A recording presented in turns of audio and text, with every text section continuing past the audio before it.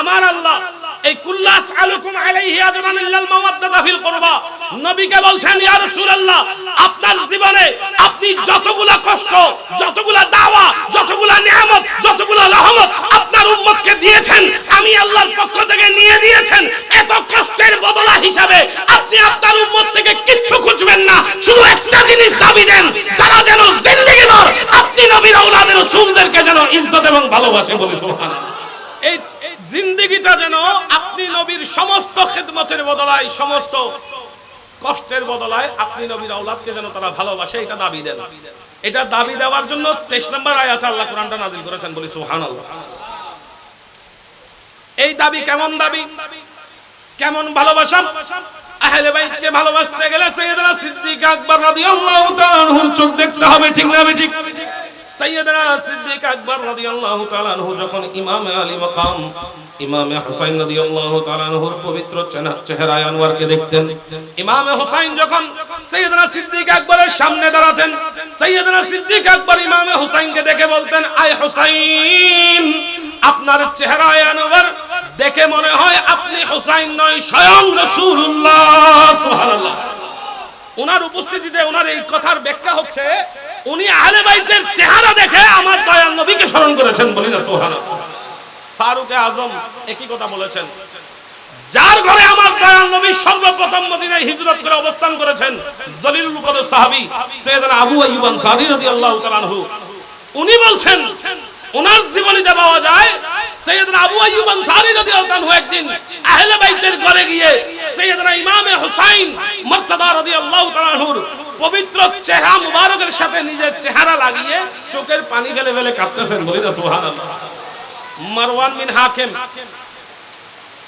বিন হাকিম আবু আইয়ুব আনসারীকে ইমাম হুসাইনের চেহারার সাথে চেহারা লাগিয়ে কাঁদতে দেখে বলতেছে আবু আইয়ুব আনসারী আপনি কি করতেছেন আপনার মাথা ঠিক আছে আপনি হুসাইনের চেহারার সাথে চেহারা লাগিয়ে কাঁদতেছেন আপনার মাথা ঠিক আছে সাইয়েদনা আবু আইয়ুব আনসারী জবাব দিচ্ছে এ মারওয়ান বিন হাকিম আমি কোন পাথরের কাছে আসিনি আমি দয়াল নবী মুস্তাফার আওলাদের কাছে এসেছি বলি না সুবহানাল্লাহ জলিলুল কদর সাহাবী আবু আইয়ুব আনসারীর আকীদা হচ্ছে হুসাইনকে দেখা আমার নবীকে স্মরণ করা কেন না নবী কি বলেছেন ক্বালা রাসূলুল্লাহ সাল্লাল্লাহু আলাইহি ওয়া আলিহি ওয়াসাল্লাম হুসাইন মিন্নি ওয়া আনা মিন হুসাইন বলি না সুবহানাল্লাহ আমার নবী আরো বলছেন মান আহাব্বা হুসাইন ফাকাত আহাব্বানি যে আমার হুসাইনকে ভালোবেসেছে সে আমি নবীকে ভালোবেসেছে হুসাইনুম মিন্নি ওয়া আনা মিন হুসাইন হুসাইন আমি নবী থেকে আমি নবী হুসাইন থেকে সুবহানাল্লাহ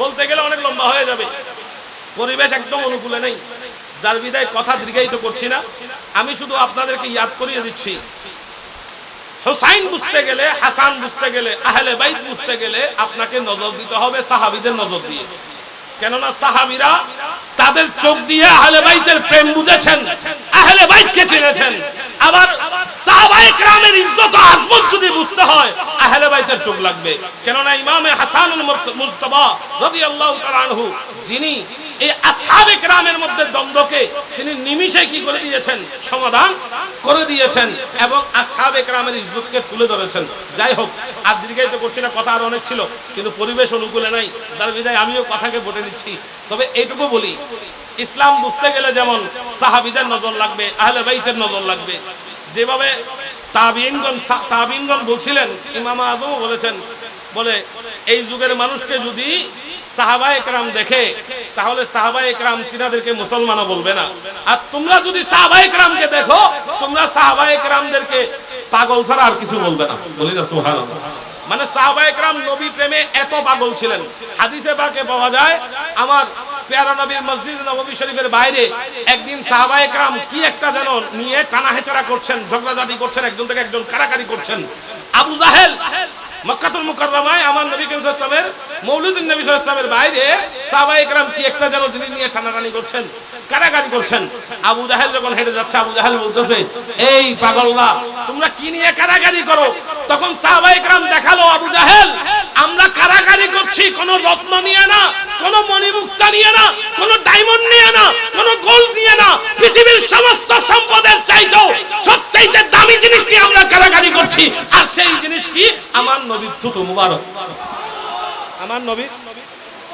তুতু মুবারক। আচ্ছা আমরা গালপুর সাহেব পানলই এখানে তো ডলি জন যায় খুঁজবো বাইরে নি হলো খুঁজবো আইব না মাত্র না আইব না তুতু সেফ খাসরা জিনিস ফেলাইলে নাটা লই যাবে ঠিক না ঠিক। সাহাবায়ে কেরাম বলছেন আয় আবু জাহেল আমরা অমূল্য রত্ন নিয়ে কারাগারি করছি বলে এটা কি বলে এটা হলো দয়াল নবী মুস্তাফার তুতু মুবারক। আবু জাহেল ঘেন্না করে বলছে বেটা পাগল তুতু নিয়ে মানুষ কারাগারি করে বলে কেন কারাগারি করতেছে একটু নাকে লাগিয়ে দেখ না। যখন সেই তুতু মুবারকের ছোঁয়া আবু জাহেলের নাকে লাগলো আবু জাহেল স্বীকার করেছে যে মিশকে আম্বরের চাইতে বেশি খুশবু এবং সুগন্ধি সেখান থেকে বের হচ্ছে বলে সুবহানাল্লাহ। সাহাবায়ে কেরাম যেই তুতু মুবারককে ইসলামী শরীয়ত মোতাবেক যেই তুতুকে নাপাক বলা হয়েছে সাহাবায়ে কেরাম আল্লাহর প্যারা রাসূলের সেই তুতু মুবারককে নিয়ামত হিসেবে নিয়েছেন। এখন যদি এই তুতুর উপর বুলডোজার চালানো হয় এই তুতুর উপর যদি শরীয়তের বুলডোজার চালিয়ে দেন আপনি জায়েজ কোথাও পাবেন না।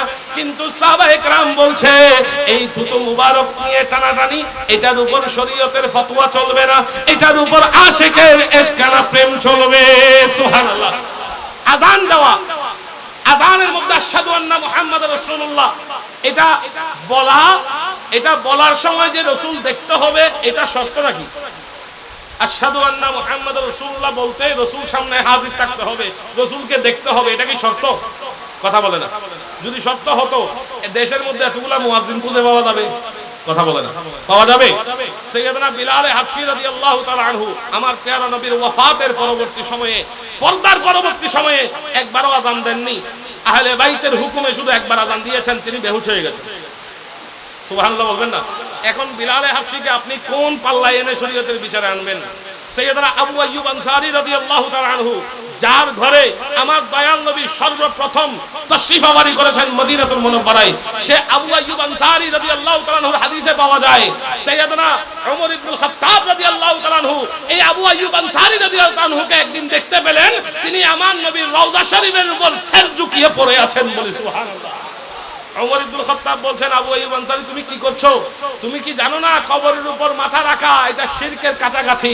সাইয়েদনা আবু আইয়ুব আনসারী বলছেন আয় ওমর তুমি যেই নবী থেকে সাহাবী হয়েছো আমিও সেই নবীর সাহাবী। আমি আবু আইয়ুব আনসারী আমার দয়াল নবীর কবরের উপর কপাল লাগিয়েছি এটা আমি না বুঝে রাখি নাই এটা তাজিমে মুস্তাফা এটা নবীর সম্মান নবীর ইজ্জত চিৎকার দিয়ে বলি সুবহানাল্লাহ। হযরত মুআজ বিন জাবাল রাদিয়াল্লাহু তাআলা আনহু যিনি মিশরের গভর্নর ছিলেন যেই মিশর থেকে তিনি মদিনাতুল মুনাওয়ারায় তাশরীফ আনার সাথে সাথে দয়াল নবীর কদম মোবারকের মধ্যে সির ঝুঁকিয়ে তাজিমান পেশ করেছেন। দয়াল নবী বলছে মুআজ তুমি কি করছো? বলে ইয়া রাসূলুল্লাহ আমি করছি ওইটাই যেটা মিশরের মধ্যে মিশরের প্রজারা আমার সাথে করে।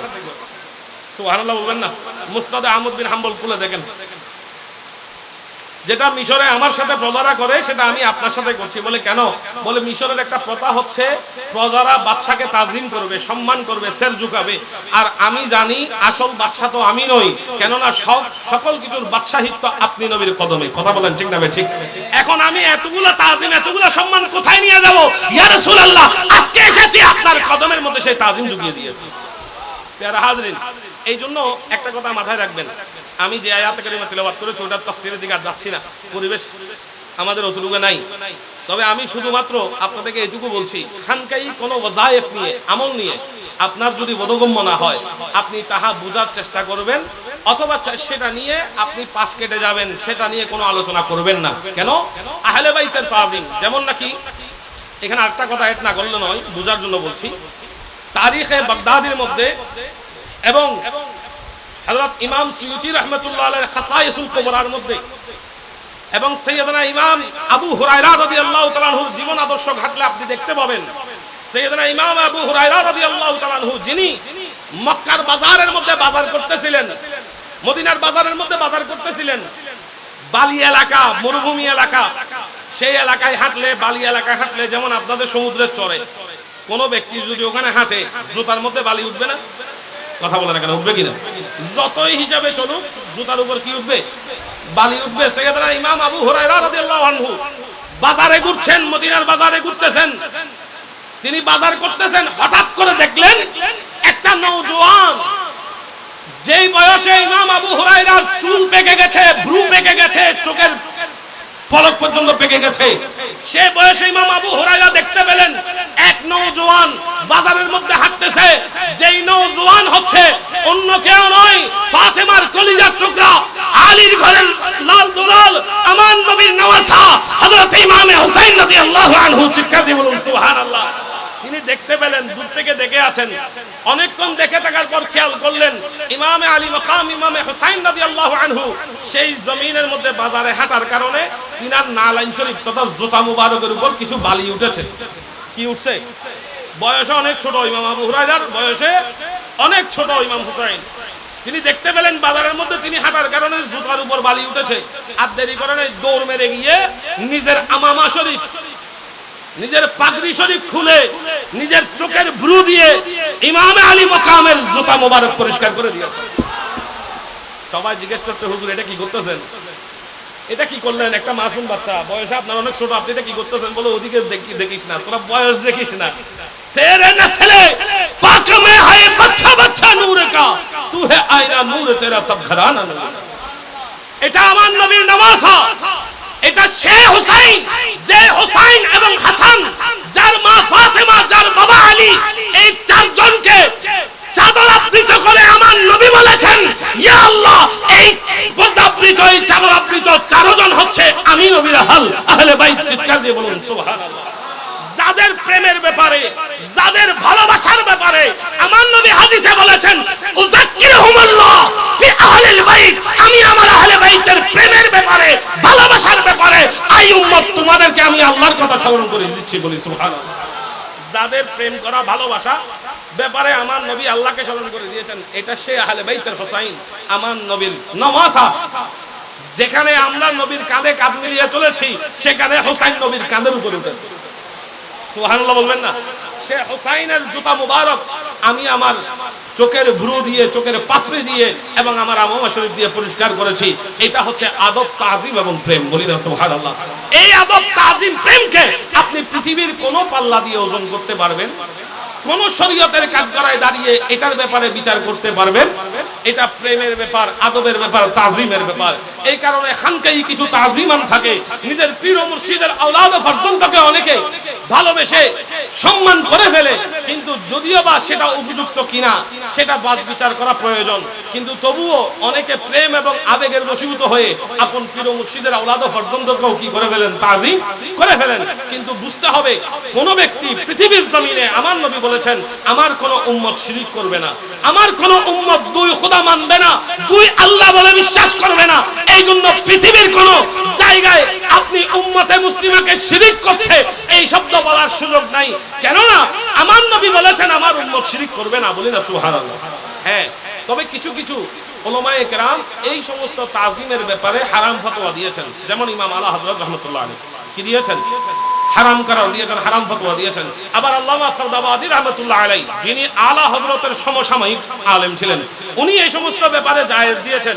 এগুলা ইখতিলাফান মাসালা, এগুলা নিয়ে খানকাই আমল থাকবে, খানকার মধ্যে নফল অনেক আমল থাকবে, যেগুলো নিয়ে বিতর্ক করার কোনো সুযোগ নাই। আমাদের মুখ্য বিষয় চিন্তা করতে হবে, মৌলিক বিষয় আমাদের ঠিক আছে কিনা, আমাদের আকীদার ব্যাপারে মৌলিক আকীদা ঠিক আছে কিনা। যদি মৌলিক আকীদা ঠিক থাকে, আল্লাহর ওয়াস্তে বিভিন্ন ফিতনায় বিভক্ত না হয়ে আমাদের আজকে আমাদের ভিতর মুনাফিক ঢুকে আমাদের ঐক্যকে বারবার নষ্ট করে দিচ্ছে। কথা বলেন ঠিক কিনা? এই জন্য আমি উদাত্ত আহ্বান জানাবো, এই কক্সবাজারের জমিনের মধ্যে যত তরিকতপন্থীরা আছেন, যত আহলে তাসাউফ আছেন, আল্লাহর ওয়াস্তে কোনো বিভক্তি না করে প্রত্যেকে ঐক্যবদ্ধভাবে তরিকতের ঝান্ডাকে উড্ডীন করেন। কেননা তরিকত মূলত আহলে তাসাউফ, মূলত আহলে বাইত থেকে এসেছে। কথা বলেন ঠিক কিনা? আহলে তাসাউফের ইমাম হচ্ছেন আহলে বাইতগণ, ইমামে আলী মাকাম ইমামে হুসাইন, ইমামে আলী মাকাম ইমামে হাসান, ইমামে আলী কারামাল্লাহু ওয়াজহুল কারীম এবং স্বয়ং রাসূল পাক সাল্লাল্লাহু আলাইহি ওয়াসাল্লাম। সুতরাং এখানে বিভক্তির কোনো সুযোগ নাই। আল্লাহ রাব্বুল ইজ্জত সেই বিভক্তি ভুলিয়ে আমাদের প্রত্যেককে ঐক্যবদ্ধভাবে আহলে বাইতের জিকির করার মতো সুযোগ এবং তৌফিক দান করুক। সবাই বলি আমিন।